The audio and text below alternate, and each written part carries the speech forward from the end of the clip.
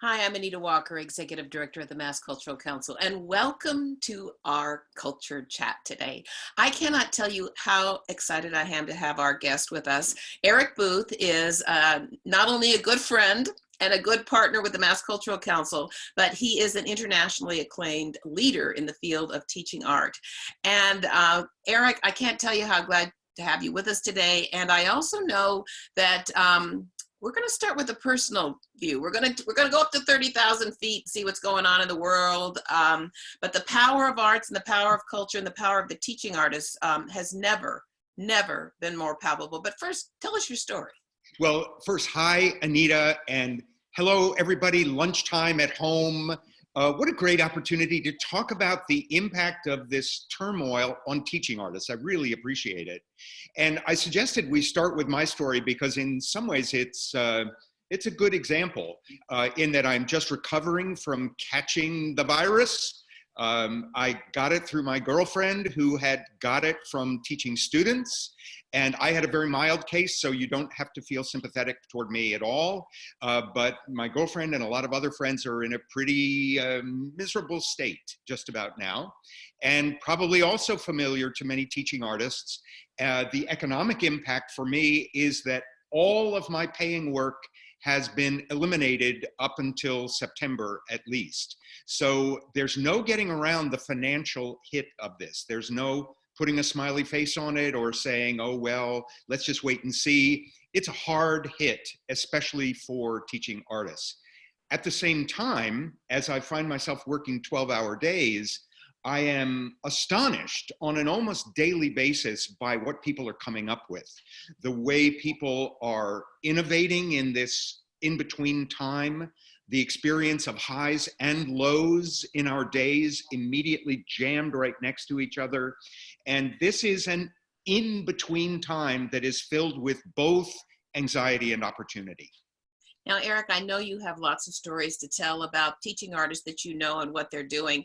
But first, let me ask you, since we're starting with the personal, how do you are like the exhibit A of the most optimistic, energized, joyful person I've ever met. How do you keep that spirit? Home alone. Well, home alone in quarantine for another few more days, the spirit keeps up largely because I'm feeling a surge of connectedness.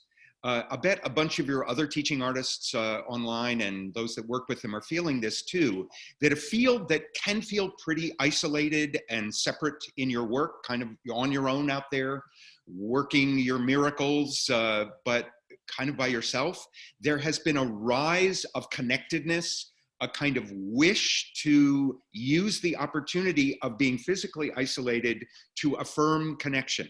And you see little examples of this. Just the other day, a WhatsApp group for Sistema teaching artists around the world just popped up. And within hours, they're texting one another, you know, what softwares are you using to get kids to be able to perform together online? So they, as opposed to being isolated or within a program, the global community of teaching artistry just leapt forward. And to see opportunities like this spring out of nowhere in a field of teaching artistry that strives so hard for visibility and support funding, that's enough to keep me going. And let me just add a little footnote of praise for Massachusetts. You know, as I deal with a lot of states who are dealing with this travail of teaching artists in this time, Massachusetts really stands out as the state that has invested more and more consistently in the field of teaching artistry. You know, there's other states that invest in teaching artist programs and do various hiring things, but actually building the capability of the field, Massachusetts stands alone at the front of that endeavor. Well, you can take some credit for that, Eric, because you are the one who really educated me about the power of what you call the sleeping giant. And this was a couple of years ago when we had a conversation, I think, in Scotland. And that was such an epiphany and an eye-opener for me, certainly through our programs and through the teaching artists that we have the privilege to support here in Massachusetts. I can see it every day in their work. But to kind of broaden it out to the big picture and the big power and impact. That was really palpable at the time. I want to pause and say I know we have a lot of people online listening and joining into the conversation. If you do have questions for Eric, just hit your Q&A button down there. I'm still learning how it works, so I figure some of you are too. Some of you already know that, but feel free to send us a question. Hello, Eric. Eric, talking to me. First of all, let's broaden it out right now, because it's very, very dark times for individual artists. We did a survey of artist individuals, and 600 responded in a nanosecond. They've already, in a matter of a couple of weeks into this crisis, lost millions of dollars in income, and right at a time of year when coming out of the lean, dark winter months, we replenish our resources. Schools are closed. Our teachers are not able to go into the schools. Many have been resilient in coming up with other ways to reach out, but very dark times for teaching artists, especially when it comes to their income. But at the same time, we are creating an increase in need and demand for the kind of work teaching artists do. Yeah, I mean, I've noticed several trends watching, if I were to generalize about how teaching artists are responding. There is certainly a time of anxiety. There's uncertainty about money, short-term, long-term. They're hearing of different kinds of layoffs of teaching artists, some rather gentle. There's been some heroic organizations stepping up to keep supporting their teaching artists through the hard time, and a lot of others that are making some pretty blunt and harsh hiring decisions. But so there's no getting around the day-to-day anxiety of just managing our lives through this complex time. And on the flip side, I am seeing a creative and even entrepreneurial outburst of experimentation online, where much of it is the sort of, here's my artwork, I want to share my art with people.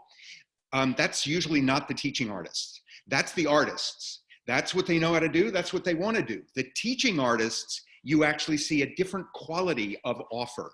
You start to see them offering, I think I could offer this kind of a workshop that might work online, or I think I could work with people in this way. They're experimenting with a deeper kind of connecting in a medium. And if nothing else, this fervent experimentation time has clarified for us what we're good at online and what we're not so good at online. And the deeper work of teaching artistry, it's like we're just getting it now. I watch experiments and I see teaching artists are thinking, all right, my number one job is to activate the artistry of others, not to entertain them, not to inform them. What if I try this? We're starting to get that. And that's going to be one of the legacies of this time, is teaching artists moving the way maybe we should have 10 years ago, but moving into what we can accomplish in online media. The best practices have not been written. They're literally being developed as we speak. I had a conversation with Chris Schroeder, who is a teaching artist and works with kids with music. And even some of the, how do you get the attention? How do you realize that you are in another person's place and space? You're not together in the same place. What are some of the things that we're doing wrong, and what are the things we're learning to do well online? Well, I know everybody is kicking themselves that they didn't buy stock in Zoom a year ago. But beyond that, we're discovering the limitations, the protocols that get past the kind of technical busyness or amount of energy leaked off by adapting to this medium, and beginning to find there are actually some benefits. There's actually a kind of face-to-face intimacy like you and I are having right now, that is in some ways every bit as full of potential as it is in the live setting. That the kind of, once people get used to the protocols of this medium, some new opportunities do arise. I would say we're so early in the learning curve, I wouldn't presume to report generalized learnings at this point, but 2 months from now, this is going to be a different field in terms of its relationship to digital space. What are some of the things that you've seen that just really excited you and thought, wow, that's pretty cool? Well, to see actually how you can get a software for kids who've never played in chamber or chamber music before, to actually move from the orchestra, which is what they were used to actually 3 or 4 kids in a breakout room in a software doing chamber music on their own for the first time ever, and actually making it work, and they're kind of jazzed about the fact that it's internet and that they're at their home. The whole thing is kind of spectacular. One of the touching ones is a program in London where some beginner violinists had their first concert, where they were going to play Go Tell Aunt Rhody and the main line of Ode to Joy for the first time, and it got canceled. And so what the program managers set up was they had each kid do their performance on the right day at home for their dolls and teddy bears, and family were allowed, and then to take a photo and send it in so they could have a gallery that comprised their performance. And I'm finding all kinds of ways that teaching artists are being welcomed into homes, are actually now developing relationships with families that they never had before. And when I look at the sort of institutional offering, it's as if the first 3 things they put out are kind of trying to find their way, and fairly quickly they're finding a rhythm for pretty high engagement within a week or within 10 days. So it's a kind of field learning we haven't ever seen before. Do you think there's some kind of a generational acceptance of this? You talked about the kids playing together in ensemble online. We talk about the digital natives, the generation that grew up with this. This is nothing new, whereas maybe some of us who are older in the profession don't see it as easy. I think I sure have experienced that, and I've seen some generational divide, although kids are not used to the kind of sustained intentional attention that we can get from them, the teaching artists can activate in person. So it's a little bit unusual for them to take the energy, they apply that kind of energy to a video game, but they don't usually apply it to a person-to-person interaction. So there's a challenge for them too, a new kind of connecting that is being asked of them online. Eric, I want to just point to a couple of questions that have come over. One is from Karen, and she wants to know if you can give us a link to the global network of teaching artists you referred to. And we do chat area where we'll be able to put that kind of resource. Is that possible, Eric? I do not have that link in front of me, but it's going to be easy to find if you search Global Call to Creatives, United Nations. So it's the United Nations are putting this out, the Global Call to Creatives. You'll find that pretty quick. And then the other question, what software makes it possible for students to play music together online in real time? Lag has always been a major issue. It's a killer. And anyone who has tried to do musical work on Zoom, you're going to want to sell that stock that you bought in Zoom. The most success I have heard is with a cappella. So I recommend you try a cappella. They've found that it actually is workable for chamber work of like up to 3 or 4.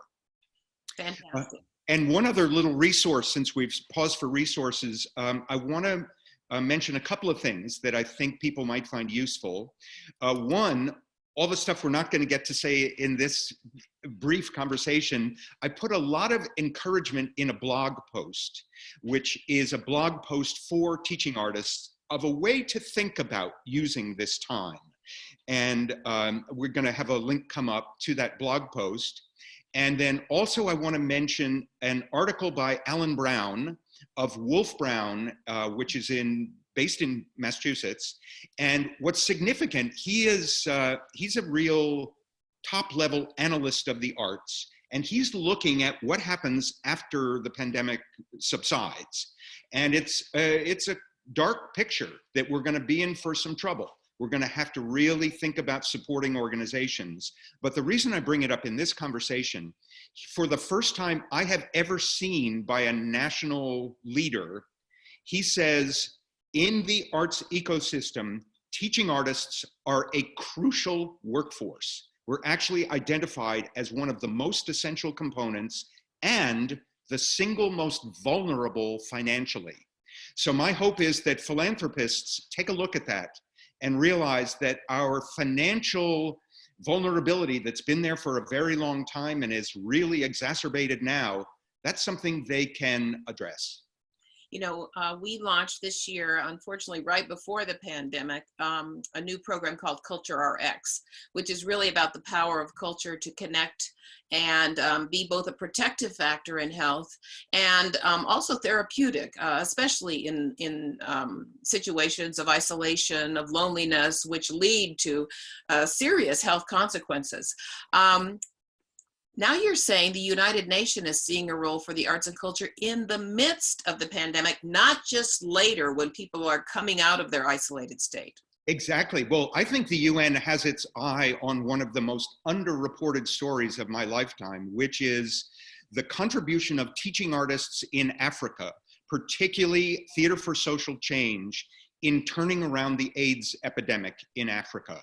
The number of teaching artists that went community to community using theater to teach safe sex practices in a way that resonated for that community and actually changed safe sex practices is an underreported story. And the UN, and in fact the World Health Organization, even the World Bank, are having conversations with artists, I've been a part of some of them, that have never happened before.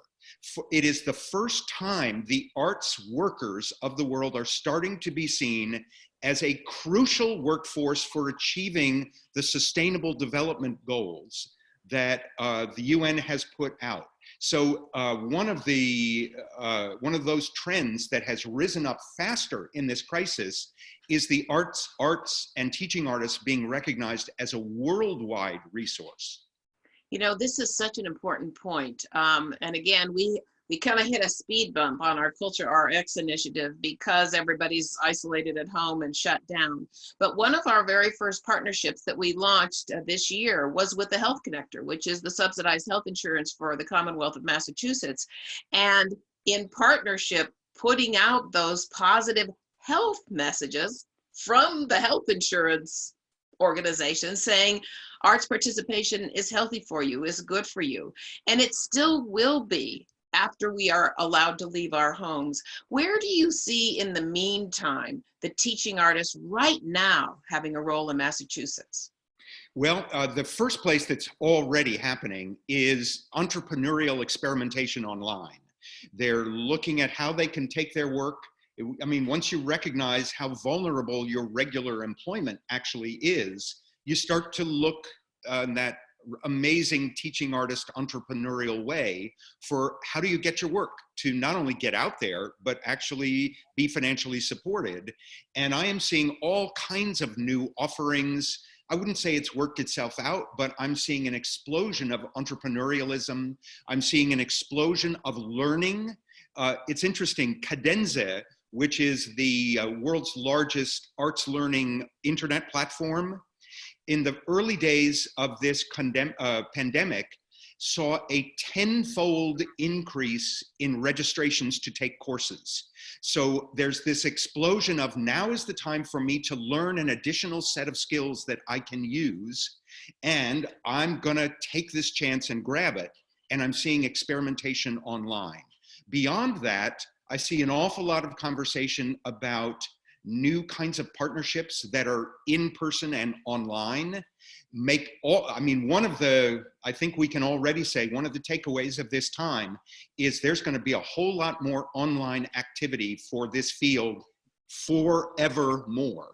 That teaching artistry now needs to be conscious and strong in this area that we've kind of avoided. It's going to become our crucial friend. So is there anything that scares you about that? No, I mean, a little bit. I mean, we see, I guess what scares me is a lack of discrimination between entertainment online and what teaching artistry can provide online. I mean, the video game industry has sure taught us how genius you can become in engaging people online and entertaining them and getting their full energy going. But there is virtually none of what teaching artists do in that. teaching artists activate the artistry of others and then channel it into any number of possible benefits. And that's, I worry that teaching artists think they have to be like video games, that they have to be peppier, they have to be more entertaining, as opposed to really going down, take this time to experiment. How can we accomplish what we and no one else can accomplish in terms of waking up the innate artistic power of an individual and guiding it enough so that it produces the satisfaction that starts to develop a personal momentum.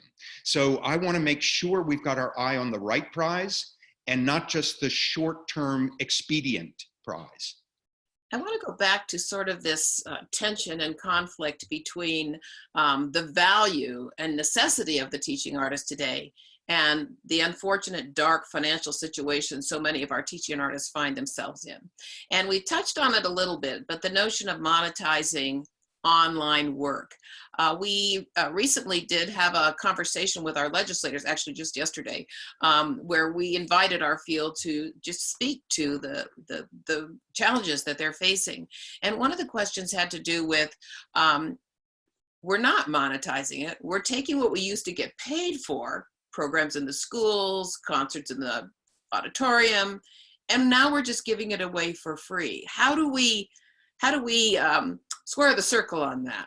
Yeah, boy, I wish I had a tidy little answer for you on that one. I can report some of the experimentation I've seen, which is it's starting to look like lessons, you know, or like workshop series that people sign up for. At this point, those who have had them are adapting them and reducing the price to see if they can snag some interest while there's all this activity online. Mostly what I see that looks economically promising, looks individual, and it looks like sort of bespoke work that teaching artist has gotten good at, reshaping it for small income delivery through online, either one-on-one or small group work. When I see it, I'm interested in the process. I don't see sufficient money in it for it to really make sense in the long run, but I see it as part of our field learning for how do we, I mean, entrepreneurialism in this field has always been present, but it hasn't always paid very well. That, you know, we manage to make new stuff, but we don't always manage to get paid for making new stuff. And that's, I see that same pattern as we're moving into this whole new arena. We don't have answers, and I'm hoping there are some organizations that are going to want to tap that special expertise that we have and make it possible for teaching artists to evolve this work under the support of an organization where it makes sense. A platform like Cadenza is a place where if people sign up for your course, you make money based on it. So I think we're going to see an increase in platform offerings, but again, probably for rather modest prices. Well, at a time of this disruptive innovation, it'd be nice if we could disruptively innovate the incomes in an upward trajectory for teaching artists. We have a couple other questions I want to have squeeze in here. Gail Zarin writes, working with special needs students, what UDL strategies can teaching artists successfully employ online to actively engage with students? Oh, Gail, I can't help you. I know there are colleagues who are working on this. I just haven't been hanging out in that sector. So I don't know what they're finding out. I know they're working on it. I know there are colleagues, and if I can find a colleague who's felt they've broken some ground on this, I can get a link to you, but I am just not the right person to give you a useful steer other than, man, I'm glad there's colleagues working on it, and I don't have a lead for you. Elizabeth writes, is there a site through which individuals can crowdsource supporting teaching artists? And what would be the best distribution network to get these kinds of funds to teaching artists? Have you heard a lot about the crowdsourcing approach? The only crowdsourcing I've seen has been pretty random, pretty much by individuals, either for a project or a desperate situation. but I have not seen an organized effort that actually builds up a field or a sector or any even local group. All that I've seen has been individual oriented, and there was a real clear effort to get out there first when people sensed there was going to be an explosion of these. So the early ones are maybe not the most well thought through. I would say the success seems to be relatively modest in an oversupply or an over requested period of time. But Elizabeth, there's a big idea. You just got started. You know a group, you know how to do it. This is the time we make it up. We're being very conscious of the time today because we have our big launch webinar for one of our relief programs. So in the time that we have left, and now I'm seeing a couple other, one more question. I want to get as many questions as we can while we have you. This is from Adelka. She said, take a look at the Kennedy Center VSA program for resources for working with students with disabilities. So here we have one of our listeners who is stepping up on the question that we had earlier. Anita, I have one little graphic I wanted to share. I gave this to Carmen before. This is just a kind of a fun, lovely little thing created by Beth Cantor that invites people to sort of assess how they're doing in this time. Are they in the fear zone, the learning zone, or the growth zone? And it's just a really nice way to sort of get a sense of how your time is unfolding. Are you able to get all the way to new work? Are you so beset by challenges you're staying in the fear zone? Are you moving back and forth? If we can leave that online, I've found a lot of my colleagues find it both fun and a little bit useful for assessing how to make fullest advantage of this time. You know, I'm looking at that, and that's a powerful graphic, because if you don't know where you are, it's hard to know if you're going anywhere or getting anywhere. So even to just sort of say, okay, here's where I am and here's where I want to be. Right. You know, it starts the roadmap, doesn't it? And I mean, I find almost everyone is moving back and forth across that horizontal axis. When I get pissed off at politicians, I head into the fear zone. And then when I've had a couple of hours with people who are thinking amazing thoughts, I'm out there in the growth zone. So Eric, you know, as we kind of wrap up our chat for the day, again, I've always, oh wait, one more question. I keep saying we're going to wrap up, but John writes in, can we see this chart beyond the conversation? Yes, we will have it in our chat, so you can just find it in the chat and link up to it and own it and have it for your very own. You've always been an optimist. You've always been a visionary and a forward thinker. What are we going to be saying if you and I were to have a conversation about teaching artists 5 years from now? It's a really preposterous offering in this tense time, but I think this darkest hour, maybe one of the darkest hours we've actually seen, I think is the launch of a whole new chapter for teaching artistry. I am seeing support and interest and connections made I've never seen before. I'm seeing people push aside the usual inhibitions and barriers that we've faced before. And I actually see, even within 2 years, we have a more vigorous, more connected field than we've ever had before. And in the midst of near despair, I got this water table of optimism that I keep tapping. Well, thank you so much for sharing that with us, for sharing your observations, your experiences. Be well. We know you're recovering at the moment, but you're looking good and you haven't lost your vigor. Thank you so much for being our guest today. And thanks to everyone else for joining us on Culture Chat. We'll see you next week. Bye-bye. Bye, everyone.